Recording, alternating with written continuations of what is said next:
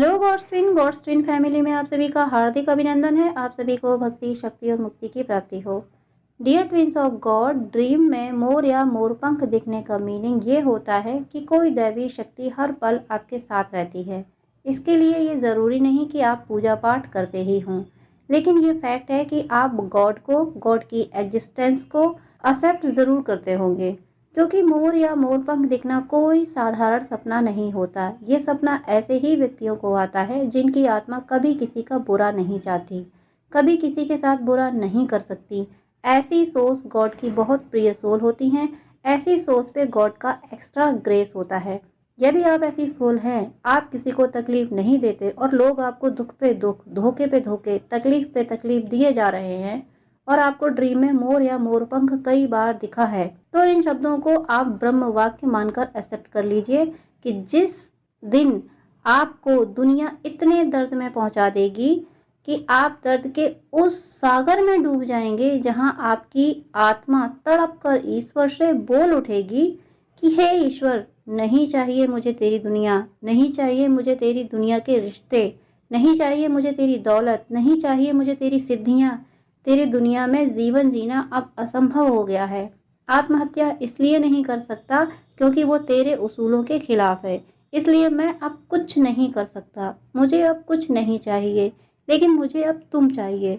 तुमसे कम कुछ नहीं चाहिए, सिर्फ तुम चाहिए। और ये भी मत कहना कि मैं तुम्हारे काबिल नहीं, क्योंकि ये तो मैं जानता हूँ या मैं जानती हूँ कि मैं तुम्हारे काबिल नहीं हूँ। लेकिन मैं ये भी जानता हूँ कि तुम मुझे अपने काबिल बना सकते हो। मैं जानता हूँ कि मैं तुम्हारे काबिल नहीं हूँ और तुम भी जानते हो कि तुम पल भर में मुझे अपने काबिल बना सकते हो। ऋषि मुनियों की तपस्या भी अप्सराएं भंग कर देती थी।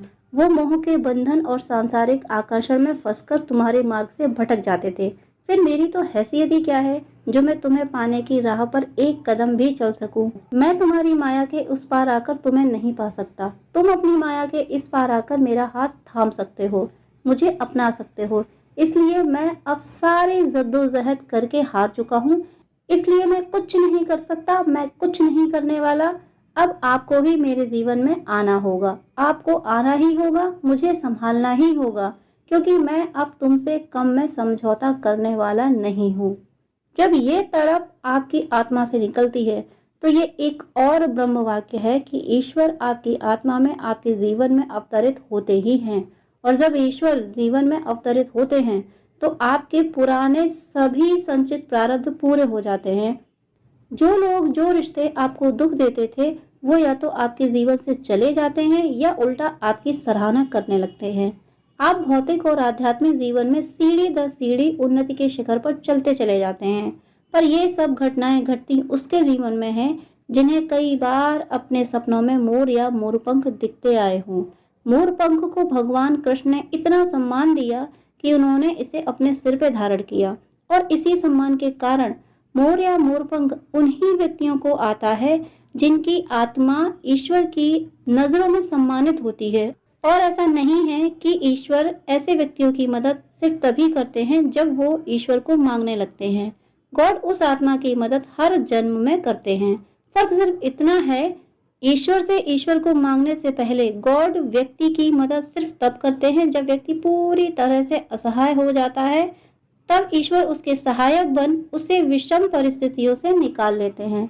पर उसके बाद भी व्यक्ति को अपने प्रारब्ध तो पूरे करने ही होते हैं, और जब उसके प्रारब्ध पूरे होने का समय आ जाता है तब हार कर व्यक्ति ईश्वर से ईश्वर को ही पाने की जिद ठान लेता है।